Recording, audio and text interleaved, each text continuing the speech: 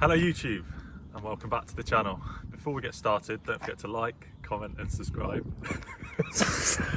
In today's video, we will be discussing carbon roof repairs.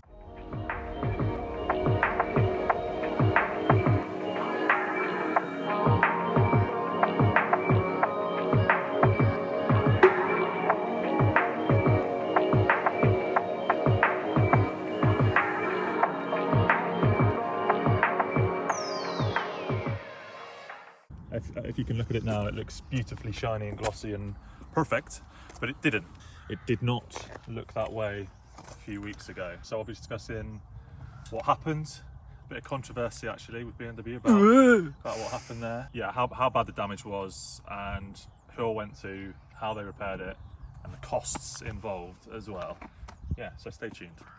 So why are we here? When I picked up the car a couple of years ago, it had a few kind of minor imperfections in the roof, you know, like half the size of a 1p coin, but the previous owner had like dabbed a bit of lacquer in and they were okay.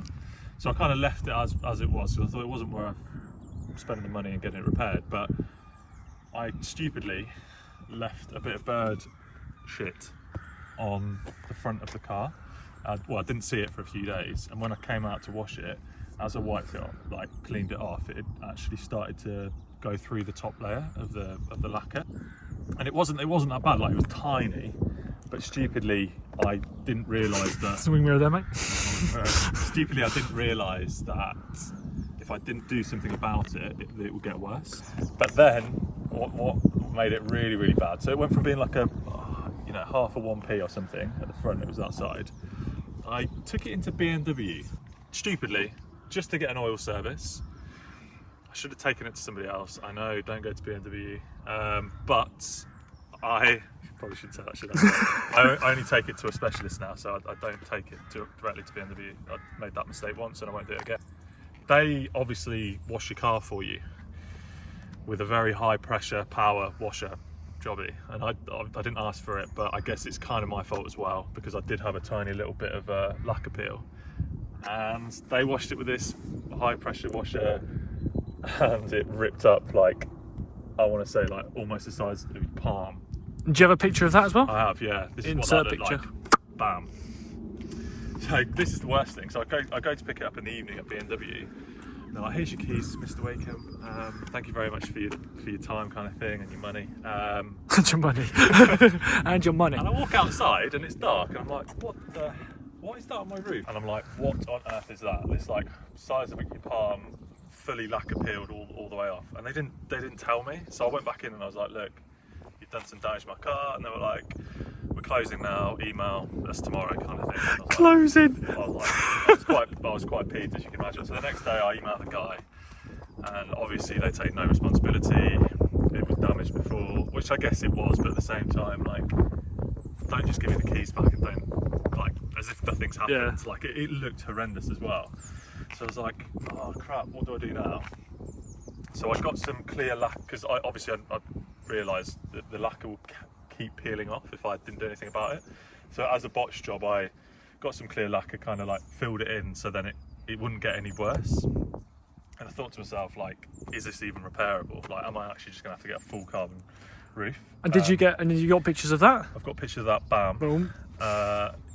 So I got in contact, went on the forum, found a company on the forums that had done this before, called RT Performance. We'll put a link below. They were really good. Shout out. Yeah, you could tell they were hard-working geezers. That sounds really good for a diesel.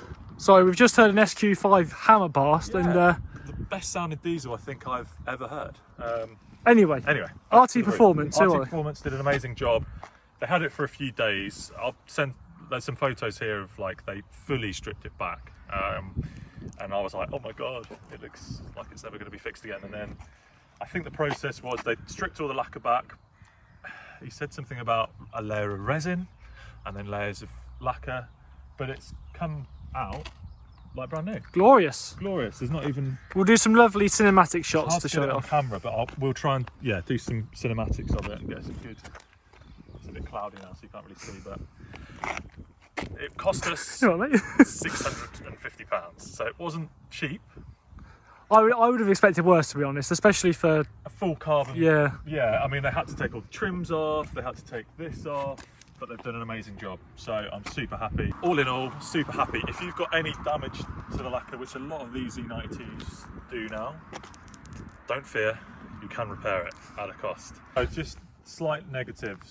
The guys that were doing the work, they recommend I get some new rubber, because you can see, like, especially like there, and it's got to kind of come up here. Perishing plastic. It's just a visual thing. That isn't actually a seal. The window seal is like underneath that, so it just needs. If I was trying to make it look, 10 out of 10, I would probably change that eventually. But yeah, all good. Top job. Top job. I kind of want to get this car looking nearly back to new, and the last final thing I want to do is refurb the wheels, because they ain't looking too pretty.